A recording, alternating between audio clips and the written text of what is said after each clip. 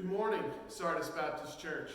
I want to offer a word of thanks to Hillary and Irina for their beautiful music this morning, as well as to Jonathan and Catherine and Tilly for their leadership in our prayers and in leading the congregation in this liturgy. Most of all, I want to thank each of you for your participation this morning in helping us to create corporate and joyful worship. Our lesson this morning comes from Matthew's Gospel, chapter 10, verses 24 through 39. I invite you to hear these good words.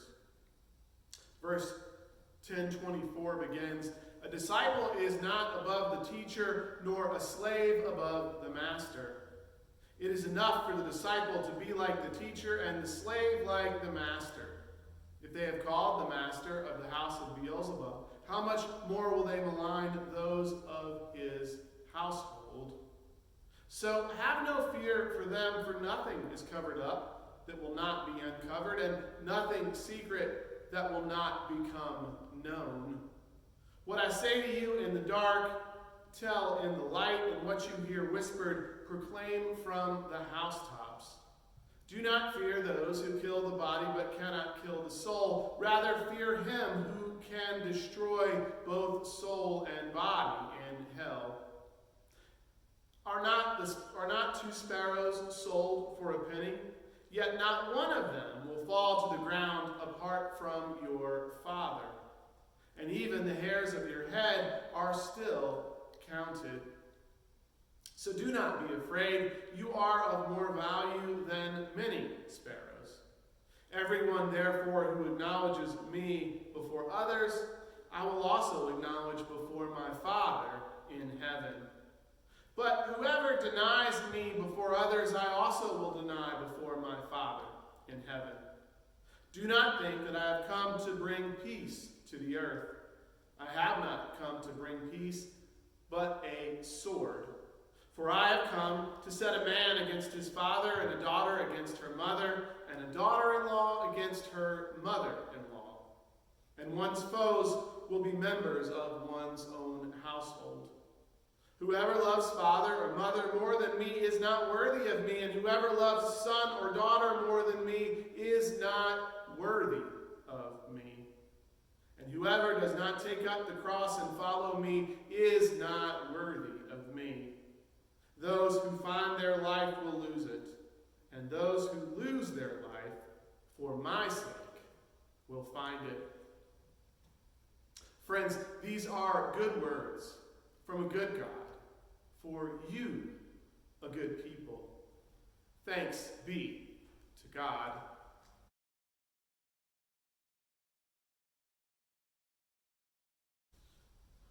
Our sermon this morning is entitled Listening and Learning. Theologian Emily Towns reminds us that a good translation of disciples is learners.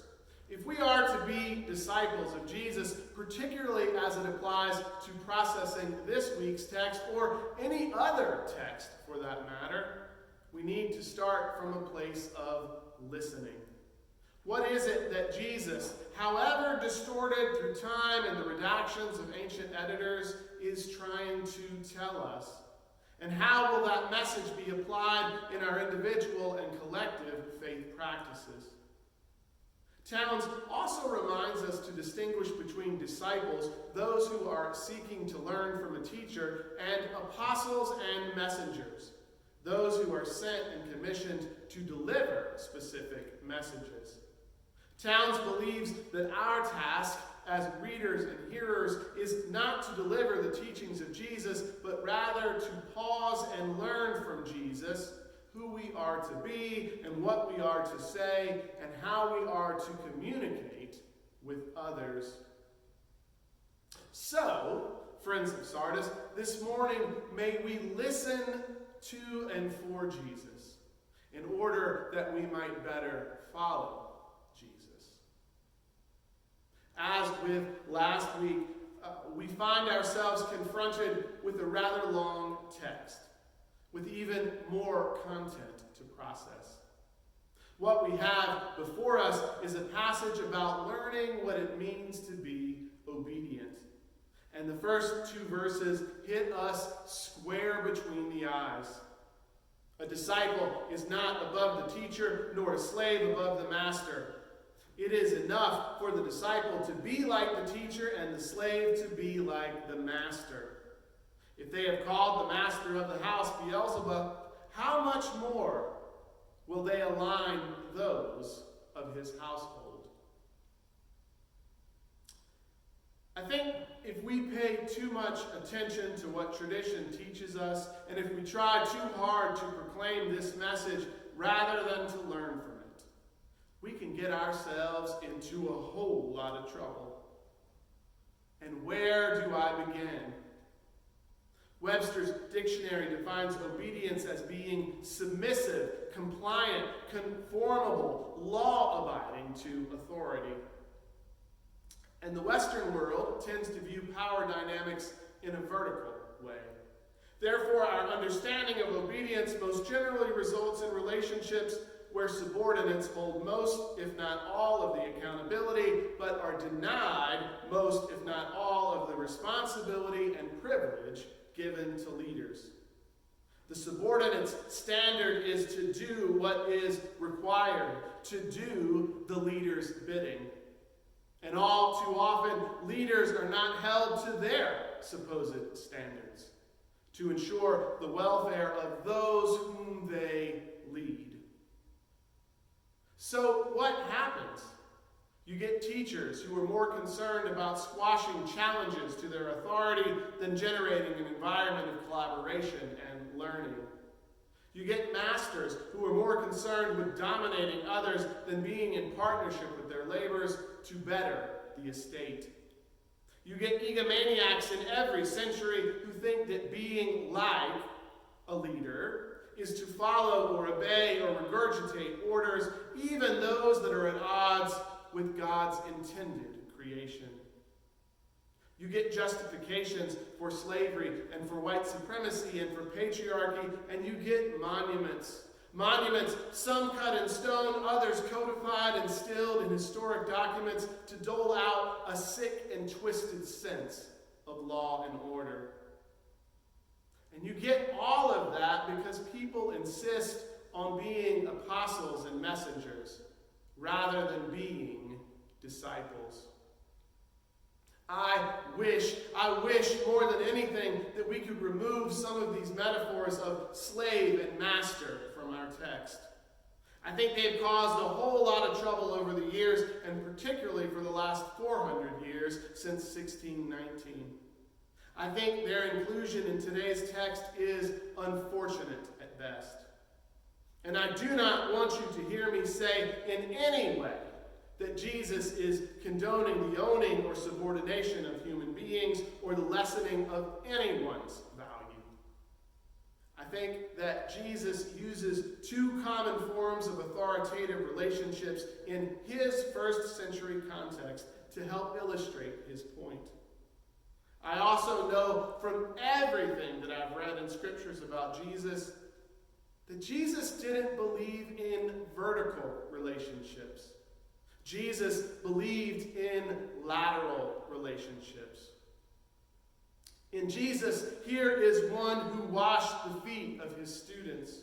Here is one who taught his students all that he knew, and then in the text that we read last Sunday, commissioned them to use their own skills, their own gifts and talents to do the same healing work that he had done before them. And here in Jesus is one who in the Father found a lateral and collaborative partnership. A creator who lived as created in order that creation might become whole. So, Sardis Baptist Church, what I hear Jesus telling me this morning is that the student who is like the teacher, the slave or servant who is like the master, the follower or supporter who is like the leader, is not one who does as he or she is told. A robot held powerless and voiceless to fate's demands, a piece of property being used to facilitate a task. Instead, the like-minded one is the one who acts with a partnering spirit.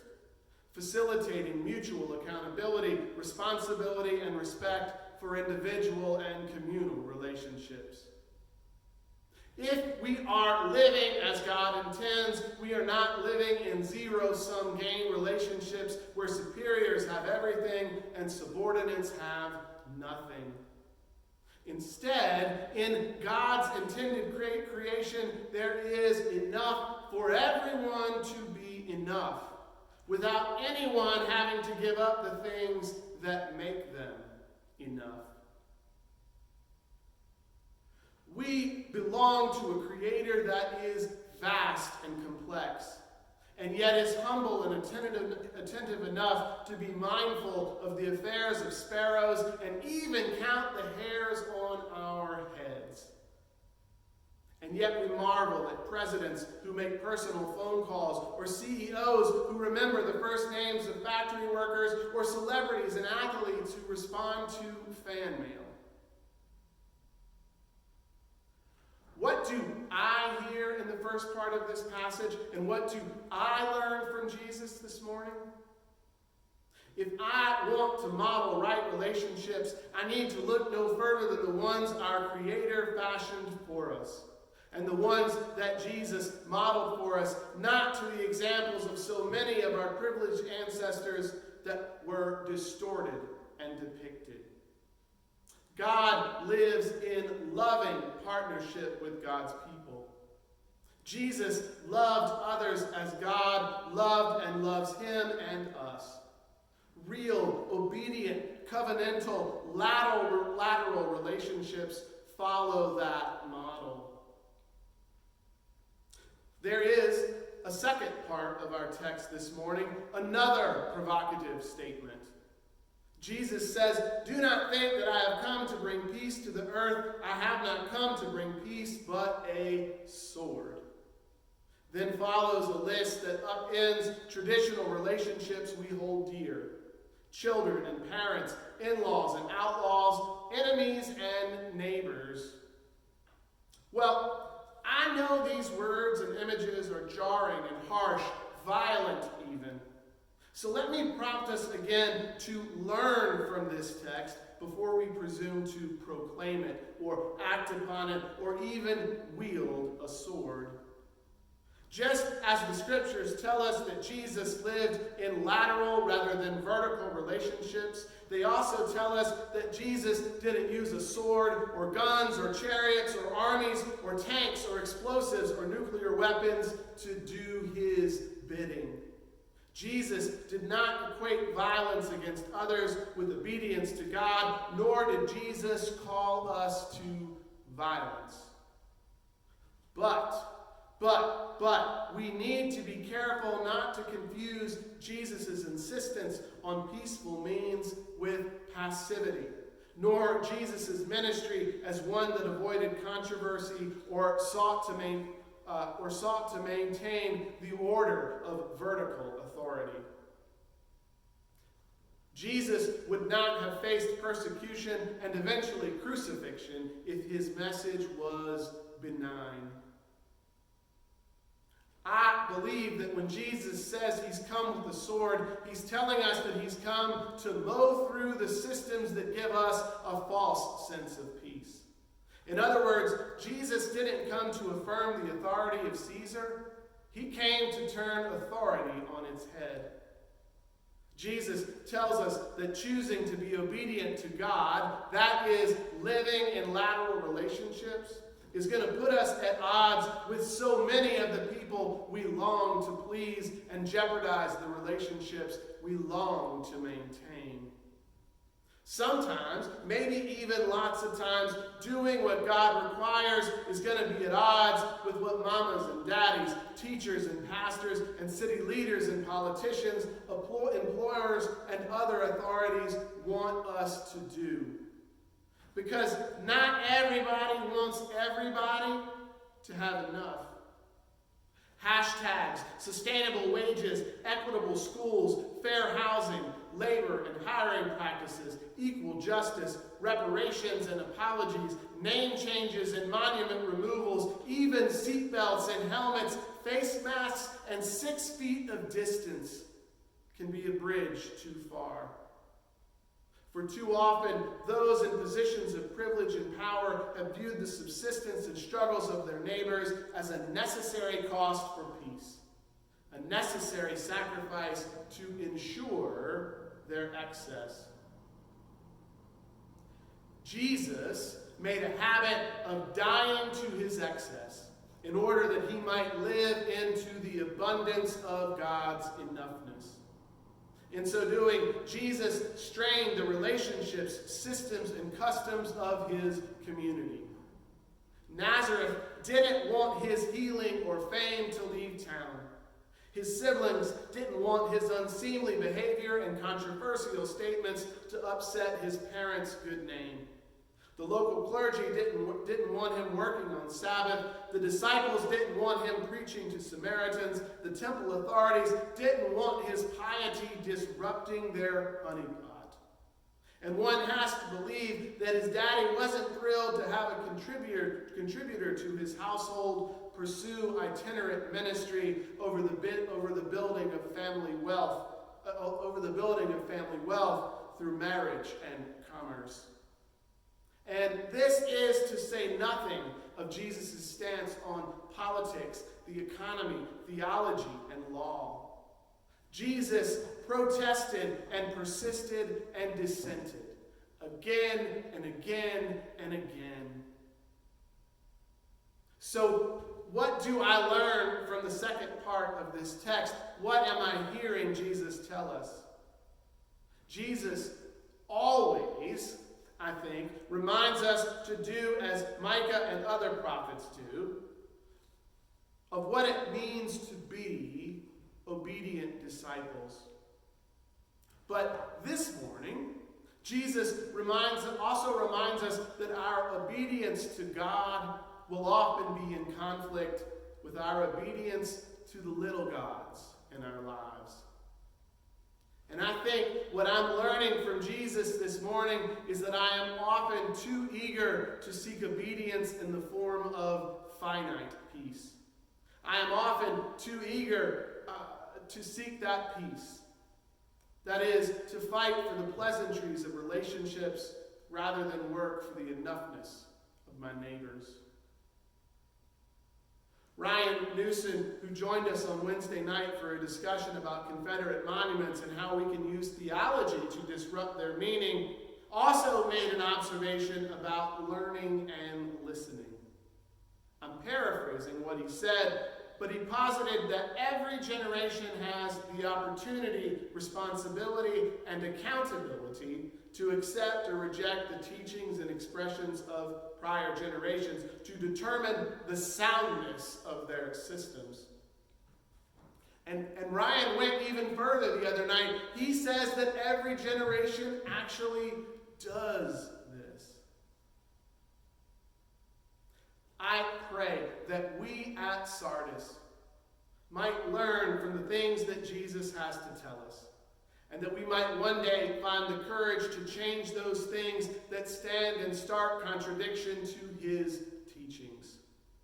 I pray that we might one day value the fullness and freedom of our marginalized neighbors over and above the awkward approval of our powerful neighbors and the privileges that approval affords. I pray, friends, that one day we might be a people who live laterally, who change willingly, and who love endlessly. Sardis Baptist Church, may God give us the strength and the fortitude and the creativity to make it so. And may God help us to make it happen soon. Amen.